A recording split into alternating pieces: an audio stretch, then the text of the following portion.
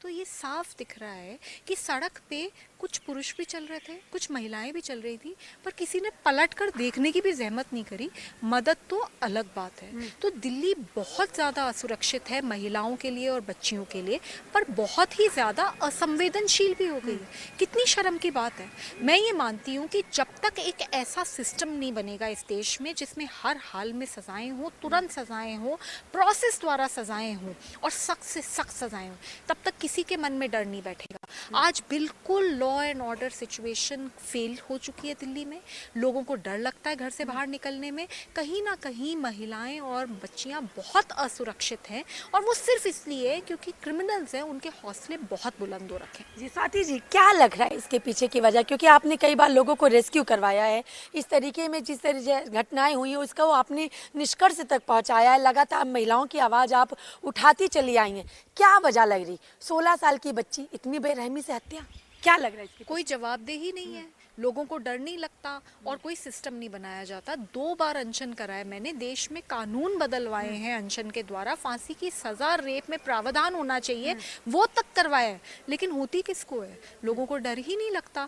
बहुत ज़रूरी है कि केंद्र सरकार एक अर्जेंट मीटिंग बुलाए, दिल्ली सरकार को वहाँ पे बिठाए और साथ में मिलकर इस तरीके की जो हालत हो रखी है आज दिल्ली में कि लॉ एंड ऑर्डर सिचुएशन बिल्कुल ख़त्म हो गई है, उसको ठीक करने की ज़रूरत है। स्वाति जी, जब कहीं पे प्रदर्शन की बात आती है उस वक्त तो पुलिस पूरी तरीके से तैनात हो जाती है, सब पुलिस कर्मियों की छुट्टियों को कैंसिल कर दिया जाता है, लेकिन जब बात महिलाओं को निकल के सामने आती है तो प्रशासन नदारद दिखाई देता है। जी, आप बिल्कुल ठीक कह रही हैं। कल उन लड़कियों ने, रेसलर्स ने प्रोटेस्ट करा। किसके खिलाफ प्रोटेस्ट करा? दिल्ली पुलिस की नाकामी एक सेक्सुअल ऑफेंडर को अरेस्ट करने के, इस बात पे प्रोटेस्ट होती है। और उन्हीं लड़कियों को जिन्होंने कंप्लेंट करी है उनको घसीट के, बिल्कुल धक्के मारकर, जमीन पे रगड़ रगड़ के गाड़ियों में डालकर पुलिस डिटेन कर लेती है और उन्हीं लड़कियों के खिलाफ FIR दर्ज हो जाती है। और जो बृजभूषण सिंह है वो मजे से नए पार्लियामेंट में लड्डू खाता है।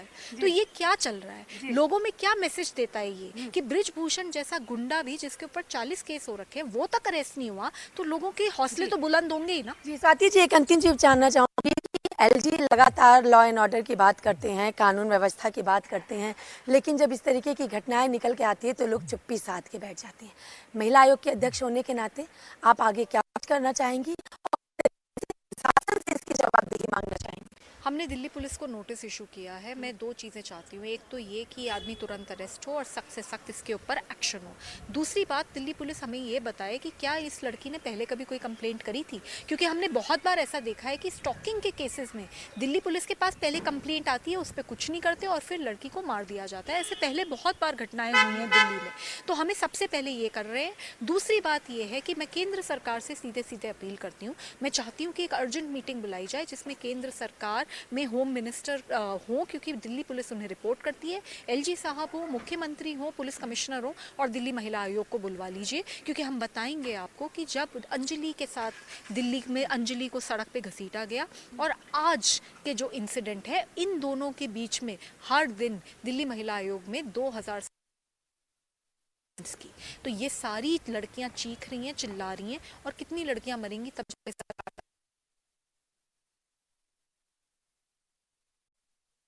दिन से महिला आयोग की अध्यक्ष हूँ, लेकिन इतना डराने वाला केस शायद ही देखा हो। जिस परिवार की बच्ची को ऐसे बेरहमी से मार दिया जाता है, उस परिवार के लिए मैं क्या बोलूँ। बस मैं ये समझ भी नहीं सकती कि वो क्या महसूस कर रहे होंगे। बहुत बहुत शुक्रिया। हमने बात की दिल्ली महिला आयोग की अध्यक्ष स्वाति मारीवाल से। इनका कहना है कि प्रशासन को एक बैठक बुलानी चाहिए जिससे इस तरीके की जो घटनाएं हैं वो दिल्ली में